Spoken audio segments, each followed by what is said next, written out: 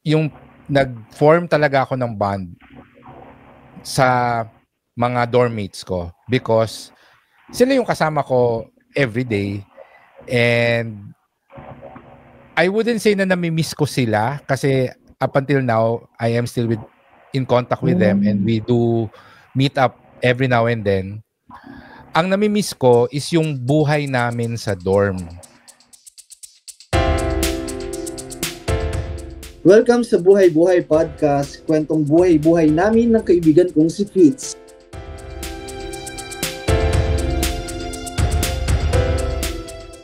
Miko, saan ka nag-college? Ako sa sa PUP, sa Santa Mesa. Doon ako nag-college. Ayun. Anong course mo? Ba? Marketing Management yung course ko. Pero hindi yun yung hindi yun yung first choice ko. So, mamaya, sasabihin ko bakit, kung ano yung first choice ko, tsaka yung mga iba pang kwento about doon. Bakit hindi pa ngayon mo ikwento? Ngayon na, simulan ko na. Oo, so, ano bang first choice mo? Actually, bago ako mapunta sa PUP, ang dream school ko talaga is UST. Kaso, sobrang mahal kasi doon since wala naman tayong budget para doon. Then, nag-aim talaga ako sa mga university school talaga. Isa pang dapat pag-enrollan ko or mag-take ako ng entrance exam is sa UP Diliman. Ayun. Una, nagpunta kami dun sa Diliman. Tapos nanghingi kami nung papel for UPCAT. Since nga yung pasok namin nung high school, 7 AM hanggang around 2 PM. Dahil sa Parañaque ako nakatira. So, pag nagpunta ka ng Quezon City, tapos weekdays pa yon. So, medyo matagal. Medyo mahabang biyahe, di ba?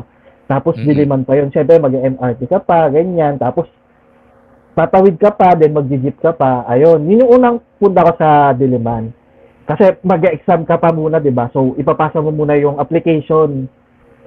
Yung time na yon, 5:00 na kami dumating. Tapos, yun pa yung last day nung pasahan submission. Submission nung papel. Tapos, syempre, andun na ako. Tapos, dala ko na rin yung pambayad para sa UPCAT. Sabi ko, ready na ako. Laban na to, UP to Ganyan. Para at least maganda yung school, di ba? Tapos, nung pinasa na namin, hindi ko alam, dapat pala magbabayad muna sa bangko bago i-submit yung papel. So, ayun. So, hindi ako nakapasok ng UP. Ayun. That time, pasahan naman na din sa PUP. So, sa PUP naman, ang tawag naman nila sa exam nila is PUPSET. Ayun, may mga kasabay din akong mga classmate ko. So, medyo lang din siya, malayo lang yung Santa Mesa, pero maganda din kasi nga university school, tapos madami din naman ino-offer na course. Then, yun nga, sa marketing management, kung bakit hindi yun yung first choice ko. Kasi nung college ako, bago pala ako mag-college, kasi ako, active ako sa isang church sa somewhere in Parañaque. Tapos, may part kasi doon na mga youth groups kami, then may part na nag-theater, ganyan. So, yun yung nakahiligan ko talaga. Gusto ko talaga mag-acting, teatro, ganyan. So, yun yung dapat kukunin kong course. Pero, dahil nga active ako sa church, nag-apply ako ng scholarship. Ang sabi sa akin noon, hindi daw practical yung course na kukunin ko kung theater arts.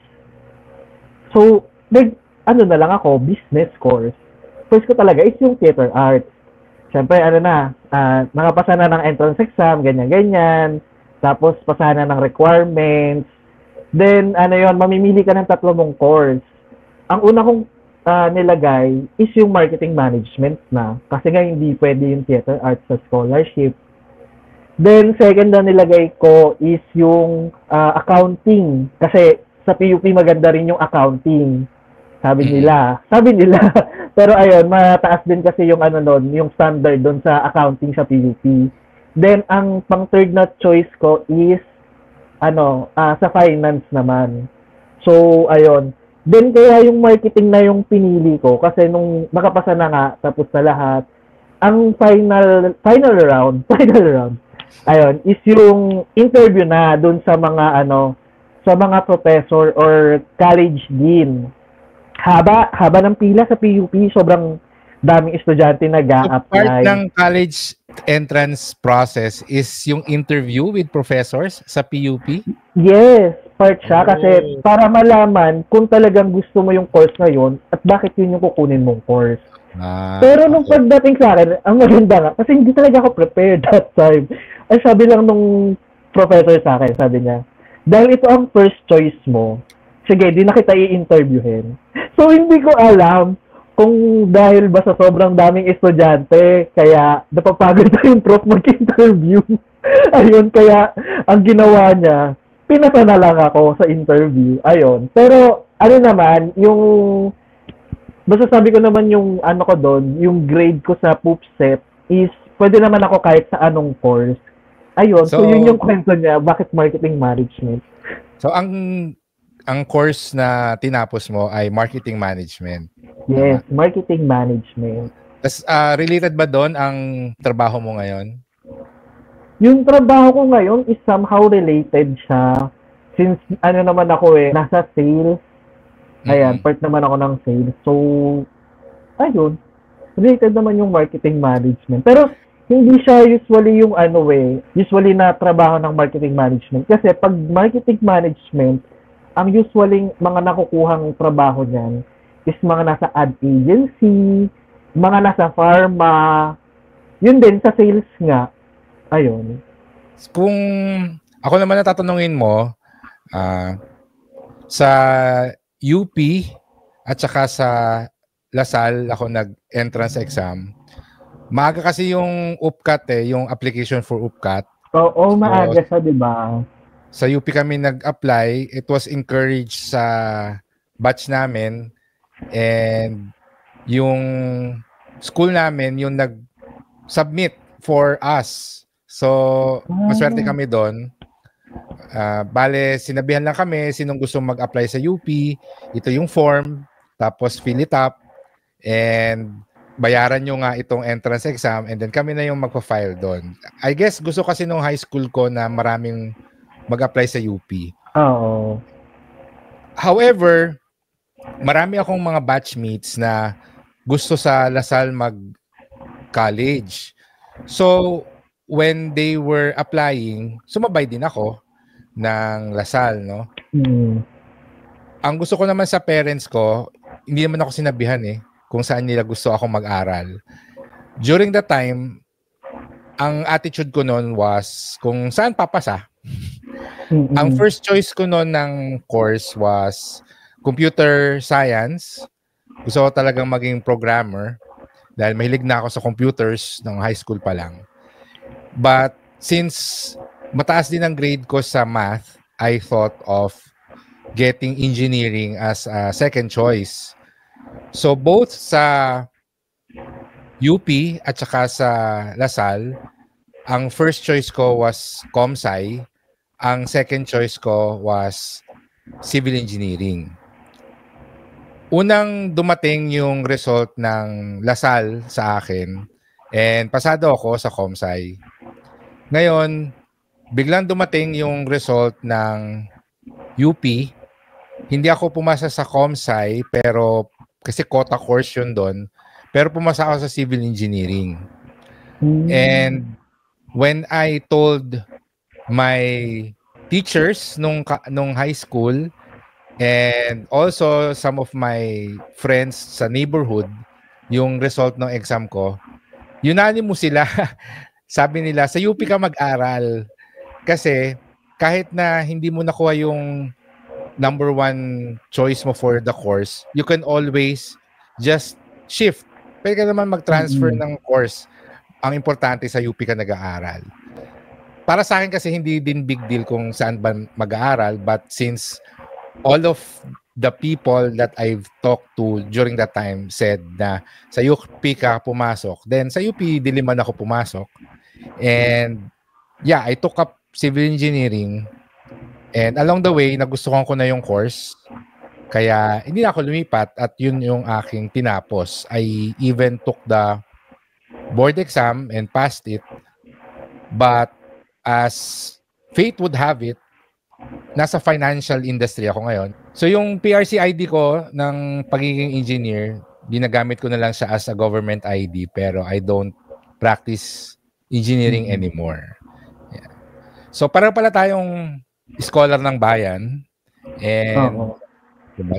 Scholar ng bayan din ang tawag sa inyo, di ba? Sa Oo, scholar ng bayan din. Yan. Mga mamamayang Pilipino ang nagpaaral sa atin. Ang tanong, binabalik ba natin sa Pilipinas yung ating natutunan? Siguro, ang magandang pag-usapan dito is, ano yung nami-miss mo the most about college? No? So, you can say college memories, but siyempre marami tayong Oo, sobrang dami yan eh. 4 years yung course mo eh, di ba? Sa akin, 5 years. So, siguro ang pag-usapan natin is ano yung pinaka nami-miss mo sa college life mo at bakit? Ako ba muna? Parang ang dami kong kwento. Actually, madami akong kwento about pwede naman alternate. Hindi, sige.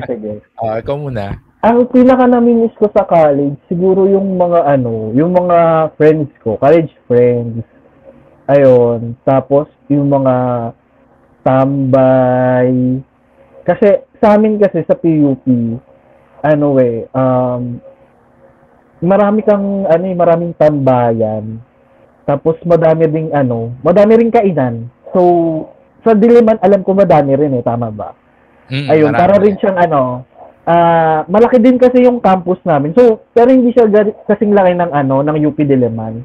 Pero para din kaming isang barangay din yung campus. Tapos, ayun, yung mga pagkain nung college, at yung sobrang mura. Yung halagang 50 pesos or 30 pesos minsan, siya, 2 ulam na, tapos isang kanin. Busog ka na doon, di ba? Nakikita sa social media, yung bumuhay daw sa kanila yung mga siomai rice, o kaya yung mga sisig rice. Sa akin din nung college, kasi ang sarap na nun, yung makakatikim ka ng burger steak sa halagang hindi siya ganung, syempre, student meal lang, student price eh. So, ayun, ang daming food trip din nung college. Ayun, parang food trip memes din siya. Uwian ka nun? Uwian ako nung college. Sa Santa Mesa kasi 'di ba yung PUP. Pero nung mga first years ko sa Baclaran ako, pero nung patapos na kasi mga third or fourth, nagpa-part-time na ako sa isang mobile brand. As sales parang every Friday to Sunday, ganyan. Dito na ako nun sa Cavite na uwi sa tita ko. Oh. Tapos ang ginagawa ko, yung schedule ko, nag-ireg ako. So ginawa ko, yung schedule ko, ginawa ko siya sa 3 araw. So talagang pinilit kong maipasok lahat doon para at least 3 araw lang ako sa school. Ayun, kaya minsan 3 araw ka kasi yung subject mo umaga, tapos uuwi ka gabing-gabi na, 'di ba? So yun. Minsan ang bagay yung klase mo, tapos yung next na subject mo, mga tanghali na or hapon, minsan yung prof sa umaga, hindi ka minimit or hindi minimit yung mga yung class nyo. So ang haba ng ang haba na ng time mo. So ang ginagawa namin minsan, katambay kami kung saan man sa school. Sa school namin kasi merong parang ilog, yung ilog Pasig. Andun yung isang station, basta dun sa river dun. O kaya, minsan doon kami sa may Santa Mesa.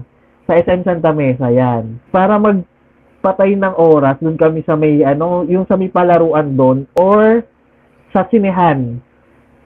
Pero doon mga sinehan nung college, is either SM Santa Mesa or SM Manila, 50 pesos lang. Sobrang mura din. Mga estudyante rin siya. Pero yung mga palabas, tawag dito, yung mga last year na or mga pinalabas na dati. So, yun yung ginagawa namin ng mga classmates ko. O kaya minsan, tambay kami sa coffee shop, ganun. Ganun lang, ganun yung ginagawa namin. Nasaan na yung mga college Sobrang friends dami. mo? Yung mga college friends ko kasi ano na kami, halos iba't iba na kami ng ng industry. Though yung iba, namimit ko pa din. Katulad last year, may college barkada ako. Parang once lang kami nag-meet last year. Punta kami sa Quezon Province kasi nga, yung isa naming college classmate is, na siya, magka-Canada. So, ayun, siguro pag may mga ganun na, pag may kasal, o kaya, minsan may binyag, di ba? Ganun na lang halos magkikita. Pero ano pa din, tawag dito na, ano pa rin sila, connected sa social media, ganyan. So, ayun lang yung mga ano ko. Pero, sobra pang dami. Ang dami ko pang kwento about college. Ngayon ko lang naalala. Ayun. Pero ang pinaka nami-miss mo ay yung mga barkada mo at saka yung mga food Oo, trip. yung mga barkada. Oo, mga food trip, ganyan. Parang ano nun never ata kami nag-inom nung college. Nung ano na lang, nung parang pagka-graduate na lang. Tapos minsan yun, nag-overnight kami dun sa classmate namin sa Santa Mesa. Kasi 'di ba, minsan may mga may mga foundation day. So gagawa kayo ng mga mga float or yung mga costume ng classmate nyo. Ganyan. Yun yung namin, yun yung mga bonding time namin. So, ayun yung mga nakakamiss nung college.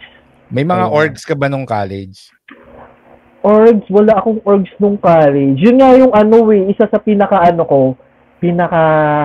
tawag dito, regrets ko nung college. Hindi ako sumali nung org. Hindi ako masyadong tawag dito, ma-social nung college. Ano lang ako, sa tabi lang ako. May mga kaibigan ako, pero mga lang, yung mga classmates, ganyan. Ayun, yun yung isa sa hindi naman pinagsisisihan totally. Pero ayun, sana sumali pala ako ng orgs kasi parang feeling ko later on sa life natin, lalo na sa corporate world or pag nag-work ka na, magagamit mo siya for connections, ganyan. Ayun, tapos madami ka rin matututunan na skills. Ayun. Sabi mo irregular ka. So, ang hirap siguro i-maintain ng friendship mo with your classmates kasi iba din yung schedule nila. Oo, iba na din kasi tapos iba-iba siyempre ng company, iba-iba kayo ng ginagawa, ganyan. So text na lang kayo kung saan kayo magkikita, ganyan. Oo, chat na lang, ganyan. Siguro, parang kung thrice a year kayo magkita, parang goods na yun. Nung college, paano kayo nagkikita noon? Kung anong college? Irregular kayo, hindi naman kayo magkaka-classmate lagi sa mga subjects nyo. Kasi, yung ireg kasi sa amin, meron siyang class, may section siya. Ako kasi, nag-ireg ako para lang doon nga sa part-time job. So, iba-iba din yung mga, yung mga section. Pero may section na sinasamahan talaga ako na tropa ko. So, ayun. So, meron naman mga, group chat. May, meron na rin mga Facebook that time. Tapos yun nga, chat, text din, ganun. Nag-out of town ba kayo nung college, ng mga friends mo? Nung college, hindi pa kami nakapag out of town More on mga sa bahay-bahay lang ng mga tropa, ganyan. Pag may mga group project, ganun. Gagawa ng thesis, gagawa ng mga marketing plan. So, dun lang sa bahay-bahay. Nag-out of town na lang kami parang nung nung nagka-work na, ganyan. Kasi, syempre, mas mas okay na yung time, ganyan. Kaya pala mahilig ka mag-food trip ngayon, no? Kasi part yan ng mga... Kasi sa street pa lang, sa Santa Mesa, sa Teresa, kung tinatawag nila, yung kahabaan na yun, sobrang ang daming pagkain talaga. Sobrang, parang lahat talaga. Hindi naman ako matako, pero parang, siyempre, yung mga pagkain, ma-entice ka talaga Ayun. Tapos, bukod pa yun nandun sa loob ng campus. Sa loob ng campus, iba't iba din yung mga pagkain May mga siomai, shawarma, chicken, ganyan. Tapos, ang mura din ng mga inumin. Kaya parang, ikaw gusto mo rin tikman lahat, di ba? Ganon. Oo. Kasi iba, syempre, kasi yung high school ako, pag high school ka kasi, or hindi ko alam sa ibang school, pero nung high school kasi ako, yung pagkain mo, yung canteen nyo kasi isa lang eh. So, parang yun lang nang yun yung mo. Unlike, siguro pag sa mga university sa Manila, ganon, madami kang ayun. Tsaka may cafeteria bawat college. Mm-mm. Ganun ba sa Bawat inyo? college, bawat floor, may cafeteria. Ganun sa amin. Talaga? Wow. Bawat floor. Kasi hanggang 6th floor kami. So, naman, parang ang hirap naman kung bababa ka pa. Ayun. Okay.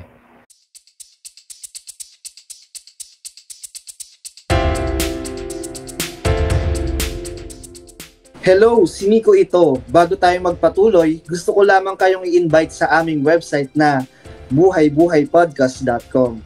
Nandun ang aming mga episode show notes and videos, and very soon mga exclusive special videos and extended episode. Kaya kita-kita tayo sa buhaybuhaypodcast.com.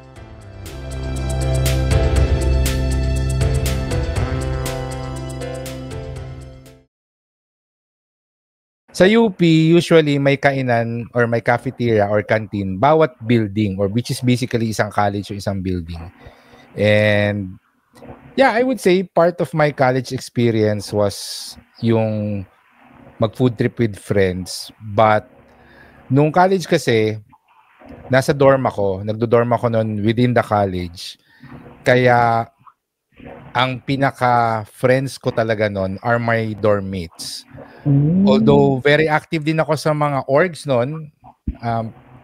I have so many orgs. May frat pa ako noon. And active ako sa lahat. But yung nag-form talaga ako ng bond sa mga dorm mates ko because sila yung kasama ko everyday, and I wouldn't say na nami-miss ko sila kasi up until now I am still in contact with them and we do meet up every now and then. Ang nami-miss ko is yung buhay namin sa dorm because syempre buhay estudyante, and not a lot of people know na sa UP 15 units lang ang normal load namin. Ang konti. Konti lang talaga. Kaya during my time, wala pa kaming pasok na Wednesday. Tapos 15 units ang normal load ng isang SEM. Usually 17, 18 overload ka na nun. Which means ang dami naming free time.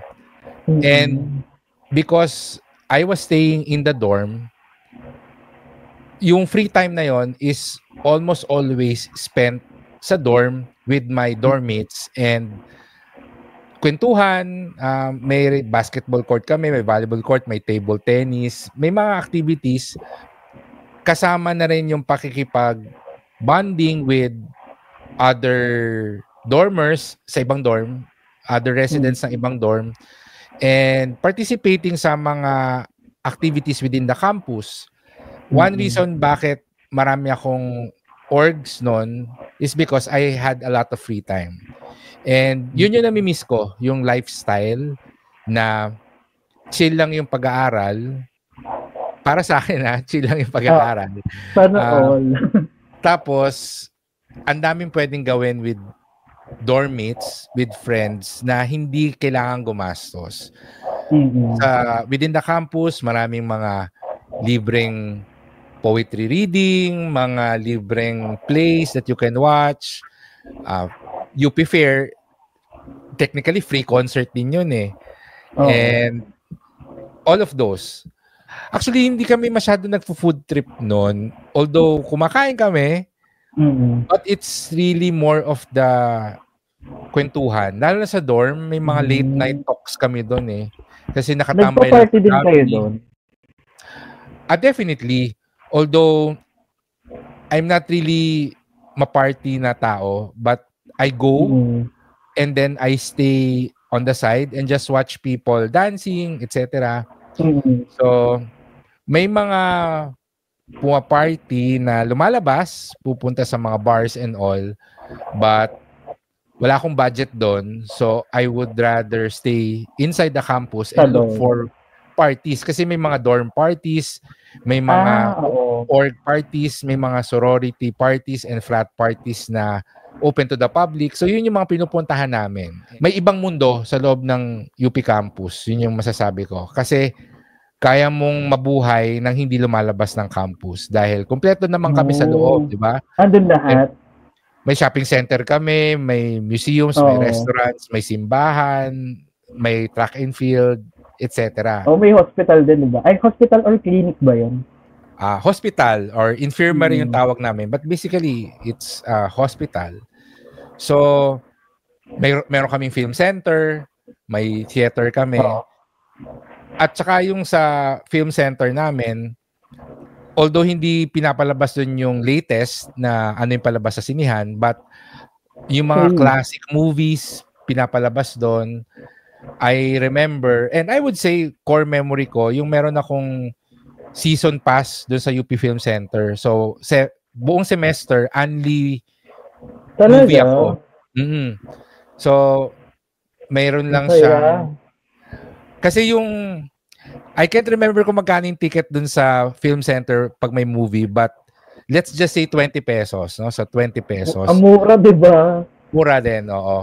But if you buy yung semester pass, alam ko yung times 10 eh. So 200 pesos. Sa 200 pesos, pwede ka nang manood nung lahat ng ipapalabas sa UP Film Center, which is basically kapag more than 10 films yung pinanood mo, bawi ka na. So, bawi ka na. Ang palabas kasi doon, everyday, Monday to Friday, usually meron 3 p.m., may 6 p.m. na movie. And yun. So, araw-araw ka nanonood? Almost. Doon ko napanood yung mga movie classic, like yung Himala, Itim, basta yung mga Dino Broca, mga dekada 70, etc. Minsan may mga UP orgs na nagsusponsor ng mga commercial films. So, I remember I was able to watch yung X-Men, yung mga ganong klaseng commercial films din doon. But also classic films. I remember I was able to watch Wuthering Heights, Gone with the Wind, yung mga ganong klaseng classic Hollywood movies din doon sa UP Film Center. Kaya hindi mo na rin kailangang lumabas kung gusto mo manood ng sine. Although, isang jeep lang naman sa amin yung SM North and very accessible din naman yon. Sometimes we do watch movies there, last full show. But for me, most of the time, doon lang ako sa UP Film Center. And everything is walking distance for me. So, kung gusto naming mag-fishball, alam mga street food, madaling maglakad, no? But, of course, ang pinaka-food trip na lang namin, I would say, is during UP Fair. So, yun yung namimiss ko. Yung wala akong ibang iniisip, kundi yung pag-aaral ko at saka yung anong gagawin namin ng mga friends ko. Yung academic freedom, yung sense of autonomy, because since nasa campus ako nakatira, alam mo yun, hindi ko kailangang magpaalam kahit kanino kung meron akong gustong gawin or puntahan. Although meron namang security, syempre yung dorm. Basically, very independent ka dun eh. I was independent enough to choose kung sino yung gusto kong gawing barkada, kung ano yung gusto kong gawin, etc. So, if you ask me what I miss the most about college, I would say it's the autonomy and the academic freedom and yung having so many choices in front of me. Yung pagiging idealistic na ang dami kong kayang gawin, ang dami kong gustong gawin. Nakakamiss yun. Kasi siyempre sa buhay ngayon, as an adult, as part of society, limited na rin yung choices mo kasi you have to choose ano yung field na pagtatrabahuhan mo. You have responsibilities and bills to pay. So, hindi ka na rin ganun kalaya na biglang, ayokong magtrabaho ngayon. Hindi pwedeng ganun, no? You don't have those choices anymore because you have bills to pay, you're an adult with responsibilities. So, yun yung pinaka nami-miss ko nung college. Ayan. Malalim ba bigla? Nasa iyo. Hindi naman. Maraming salamat sa pakikinig. Please remember to subscribe, leave a review, and share this podcast with your friends. For more information and to contact us, you can visit buhaybuhaypodcast.com.